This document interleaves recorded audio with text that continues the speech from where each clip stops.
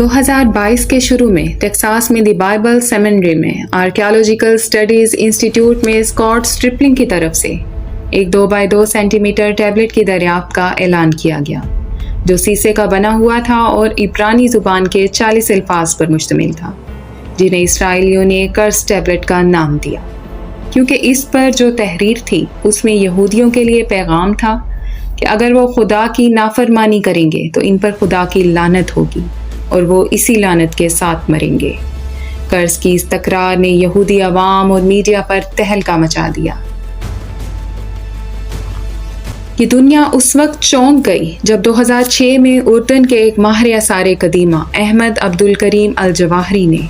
सहराए अरब के हज़ारों साल पुराने रेगिस्तानी खंडरों में, जहाँ कभी एक यहूदी आबादी मौजूद थी, एक नहायत मजबूत स्याह रंग के पत्थर से बनी एक लौह या टैबलेट को दरियाफ्त किया, और इस पर काफ़ी अरसा तहकीक और रिसर्च करने के बाद काहिरा में मुनक्किद होने वाली अरब यूनियन ऑफ आर्कियोलॉजिस्ट ने ये टैबलेट और तहकीक पेश की और सबको वर्ताए हैरत में डाल दिया, क्योंकि उनकी ये तहकीक हक़ाइक़ को साबित करती थी। ये तख्ती बिसाल्ट स्टोन से बनाई गई थी और कार्बन डेटिंग की इसकी कदामत का अंदाज़ा कमोबेश 3000 साल लगाया गया है। मुहक्किकीन का कहना है कि इसे हज़रत सुलेमान अलैहिस्सलाम के दौर में उनके हुक्म पर बनाया गया था, क्योंकि हम जानते हैं कि अल्लाह ने जिन्नों को हज़रत सुलेमान अलैहिस्सलाम के ताबे कर दिया था और वो उनके हुक्म पर बड़ी बड़ी तामीरात करते थे।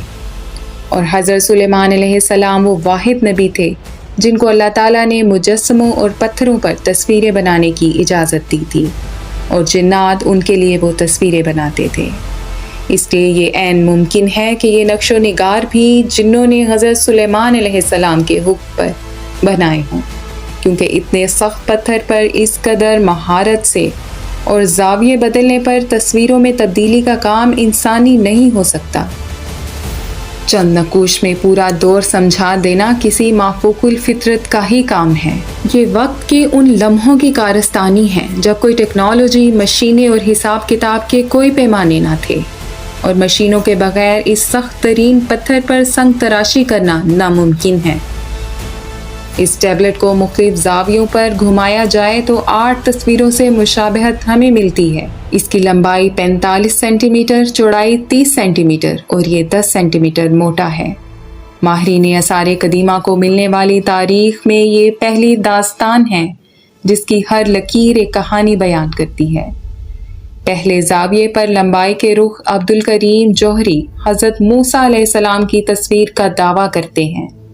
क्योंकि टैबलेट पर एक रोब और जाहो जलाल वाले सख्त गिर बुजुर्ग की तस्वीर दिखती है, और ये हदीस से साबित है। हज़रत इब्ने अब्बास से मरवी है कि जब मेराज के मौका पर रसूलुल्लाह सल्लल्लाहु अलैहि वसल्लम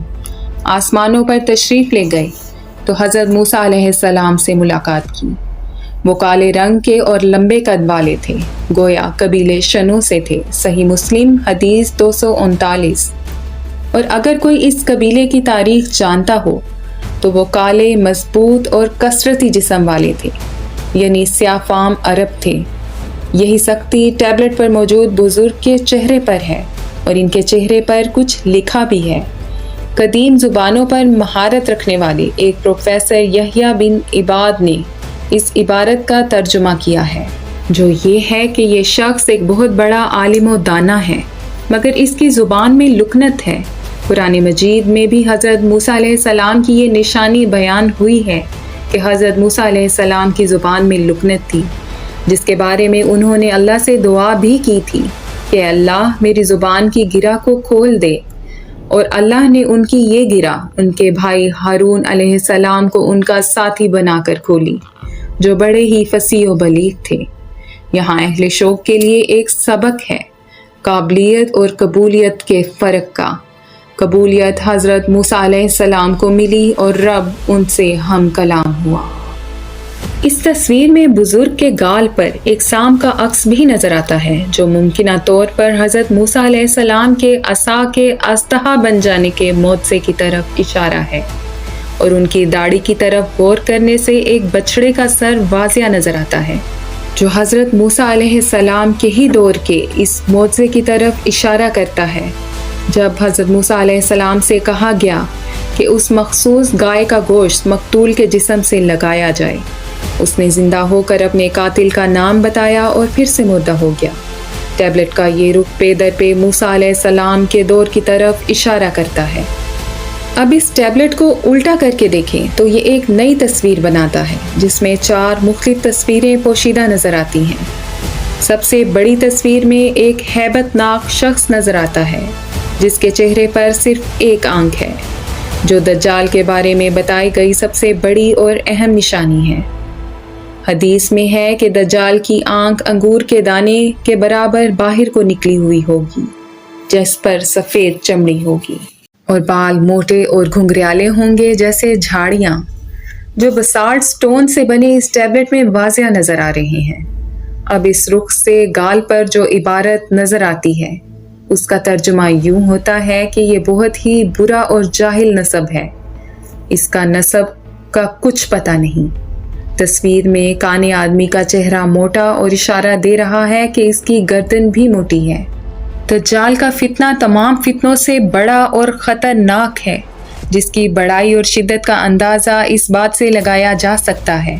کہ ہر نبی صلوات و سلام نے اپنی اپنی امت کو دجال کے فتنے سے ڈرایا ہے اور اس کی بہت سی نشانیاں بھی بتائی ہیں۔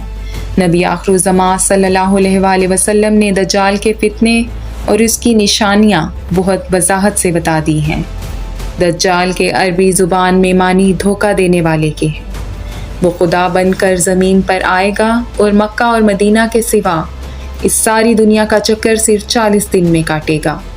دجال کو حضرت سلیمان علیہ السلام نے قید کیا تھا اور وہ حدیث کے مطابق مشرق میں موجود ہے۔ سامنے رکھ کر تصویر دیکھیں تو بائیں جانب ایک آنکھ والا کانا بندر اور نیچے ایک آنکھ والا کانا ہی خنزیر نظر آتا ہے۔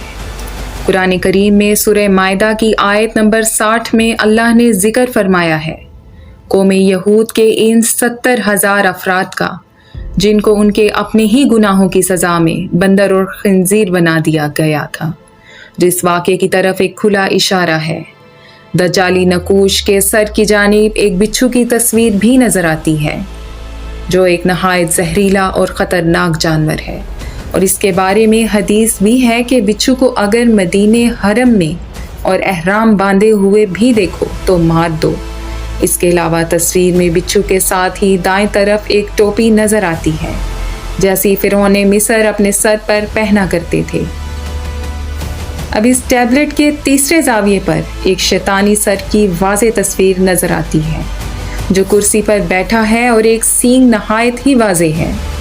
اب اس جادوئی تختی کو بالکل الٹا کر دیں تو عبدالکریم جوہری صاحب کے مطابق حضرت موسیٰ علیہ السلام کے ایک واقعے کی شبیہ نظر آتی ہے، جو صحیح مسلم اور صحیح بخاری میں ملتے ہیں۔ حضرت موسیٰ علیہ السلام ایک نبی تھے، اس لیے باحیا اور گناہوں سے پاک تھے، اپنے جسم کو ڈھانپ کر رکھتے تھے، جبکہ یہود برہنہ ایک دوسرے کے سامنے نہاتے تھے۔ حضرت موسیٰ علیہ السلام کے ان کے ساتھ شریک نہ ہونے پر یہ مشہور کر دیا گیا کہ وہ کسی جسمانی بیماری یا معذوری میں مبتلا ہیں، اس لیے ہمارے ساتھ نہیں نہاتے۔ حدیث میں ہے کہ ایک دن نہاتے ہوئے کپڑے پتھر پر پڑے تھے، پتھر دور لڑک گیا، آپ پیچھے بھاگے، جس پر یہود نے انہیں دیکھ لیا اور اللہ نے انہیں بے عیب ثابت کر دیا۔ محققین کا مزید کہنا ہے کہ ایک ہی ٹیبلٹ پر حضرت موسیٰ علیہ السلام اور دجال کا ہونا ثابت کرتا ہے کہ حضرت سلیمان علیہ السلام کے دور میں قریبی رسول حضرت موسیٰ علیہ السلام گزرے ہیں، اور انہوں نے اپنی قوم کو خوبصورت نشانیوں کے ساتھ اپنا مسیحا اللہ کے نبی کو اور دشمن اور مردود نشانیوں کے ساتھ دجال کو پیش کر کے رہنمائی کی ہے، اور قیامت برپا ہونے سے پہلے آنے والے دجال کی تصویر اپنی عین نشانیوں کے ساتھ ہمارے نبی صلی اللہ علیہ وآلہ وسلم نے ہمیں بتائی تھی، اور اس تصویر کا پتھر پر نقش ہونا سلیمان علیہ السلام کا دور ثابت کرتا ہے، کیونکہ سلیمان علیہ السلام نے ہی دجال کو قید کیا تھا۔ ناظرین، یہ ایک تحقیق ہے جو ایک ماہر آثار قدیمہ نے عقل و شواہد کے ساتھ پیش کی ہے۔ اور بہرحال اہمیت رکھتی ہے کہ جب تک اس کے مساوی یا منافی کوئی تحقیق پیش نہیں کی جاتی، اس کو ماننا یا نہ ماننا آپ پر، آپ کے نالج پر منحصر ہے، اور اسلام ہمیں تحقیق کرنے اور غور و خوض کرنے کا حکم دیتا ہے۔